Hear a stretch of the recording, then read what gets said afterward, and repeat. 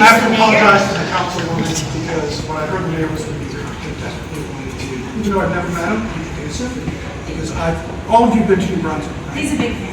Right? You've all been to New Brunswick. Come on. We've all hung out there. As long as you're not hanging out at bars, everything's good. The New Brunswick that you know is not the New Brunswick that I knew when you were here. It was a much different place. It was kind of a little bit sad, although, Johnson & Johnson had rebuilt its headquarters, and that was a good start. But when the mayor became the mayor of New Brunswick a while back, it was like the worst real estate environment in national history. Nobody wanted to build anything or do anything. And since he's been here, it's a radical shift. Like, he is really, like, if you look at it comparatively, first of all, how many people do you think live in New Brunswick? Do you think it's bigger than East Brunswick, population-wise? Anybody gonna guess? So East Brunswick has like 60,000 residents, New Brunswick has 55,000. All of you probably would think it was like double the size. It's a small city. And when you look at the capital and the investment that has gone into New Brunswick, comparatively speaking, there can't be another place in New Jersey that has had more money invested in it. It is now like the medical excellence capital of New Jersey, between two hospitals, the cancer center, the Helix property. It's a center of Rutgers, which you help push along to help them grow and foster. By the way, hospitals really don't pay anything in taxes, nor is Rutgers. So to manage all that, with all the complexities of a large city, but in a small city, it's pretty incredible. And at the same time, population, I think, was 40,000 when he came there, now it's 55,000. So people started moving to New Brunswick because they really liked it. He is really what I would call in your vernacular, the OG of New Jersey development. And obviously he's not a man that kind of reacted to this. He's not a guy who doesn't take the public spot. I mean, there's a lot of mayors in this state who have done a lot less and are lauded for all the incredible things that they've done, but nothing really that's on the scale of what's going on in New Brunswick. And it's a real honor to introduce him. And as a resident of Middlesex County, it's great that you made our capital a really fantastic place.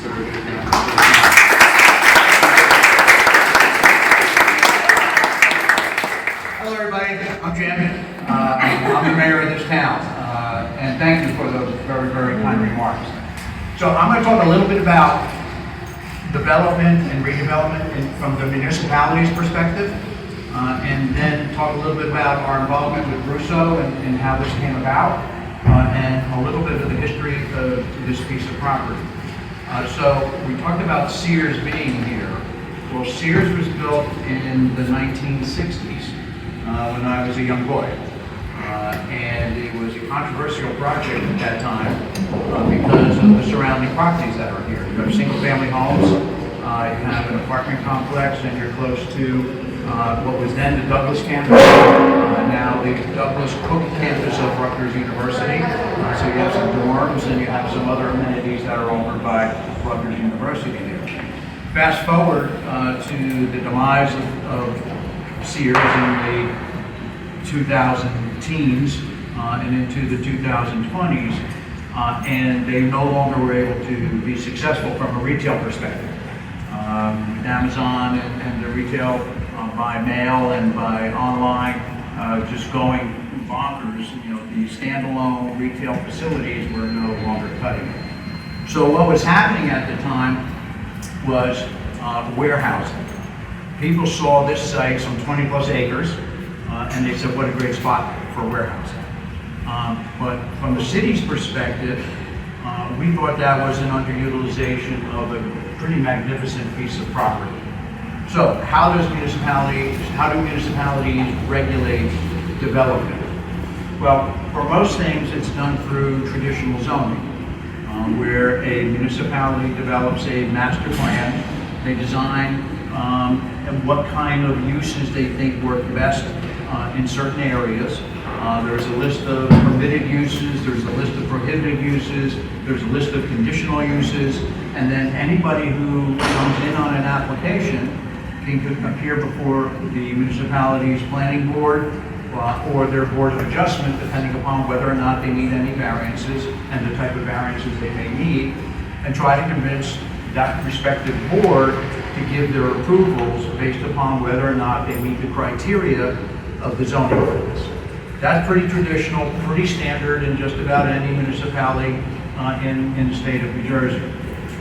What makes New Brunswick a little bit more unique is we use, because most of our land is already developed, we take great advantage of redevelopment. And there's a series of statutes in the state of New Jersey that deal with redevelopment and how you can go about that. So there's a process.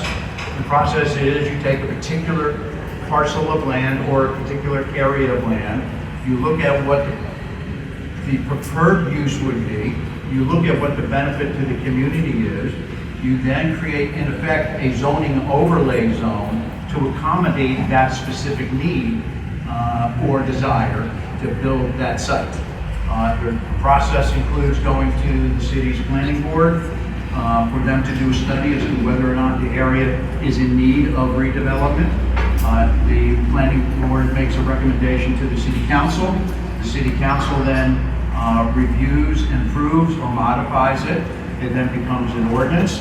And then you have a developer and you now negotiate a development agreement, perhaps a financial agreement, etc.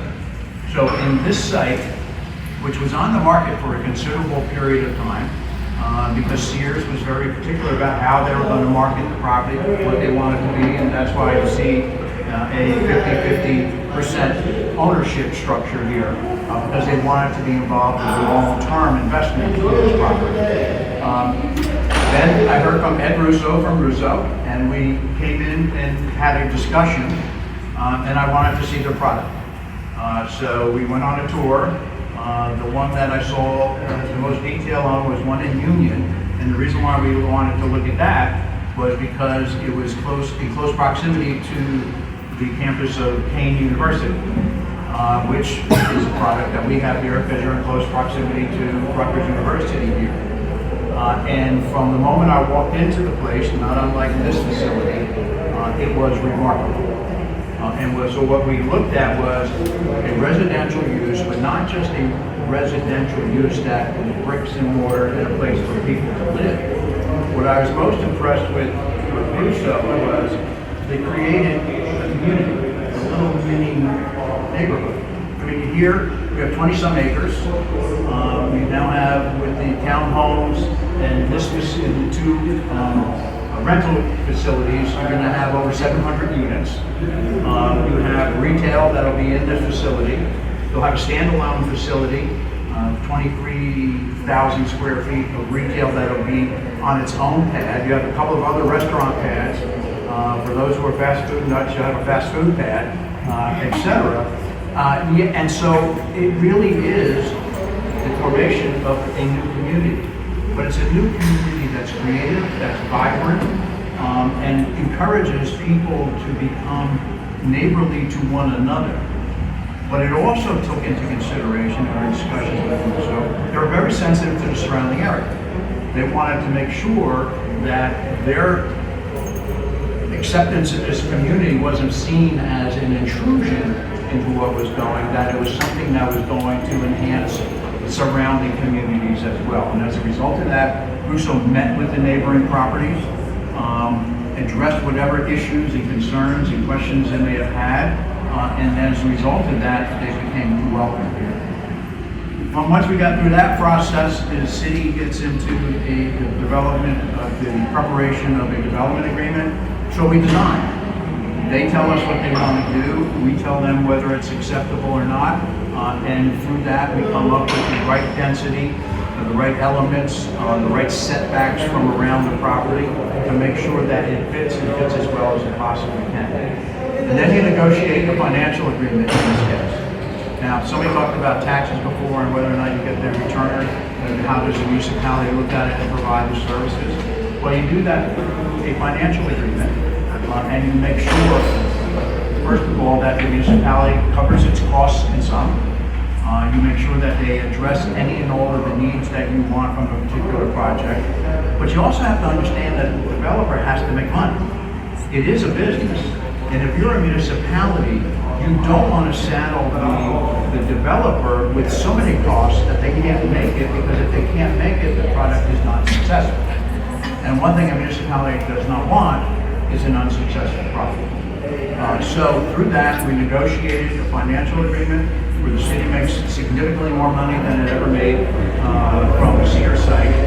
And we also make sure that it's done in a way that we cover all of our services, the most expensive of which is always public safety, police and fire. And through that process, we make sure that the way the police is designed so that we don't have the type of services that require a lot of police and fire activity and the other things. The city also derives revenue from the site because we sell water. So it's a facility like this produces water and uses used water, and that allows us to make sure that the monies that we spend in our water utility are covered by the cost of the people that will be living here and the services that will be provided. Then, in addition to that, we make sure that the property meets on a redevelopment project meets one of the criteria that we've established some 30 years ago. And that is, it creates jobs, it creates housing for people of all income levels, it provides access to health care and food in an affordable way, and it becomes a welcoming community, and it helps to enhance education for our children so they can grow up in a nurturing environment.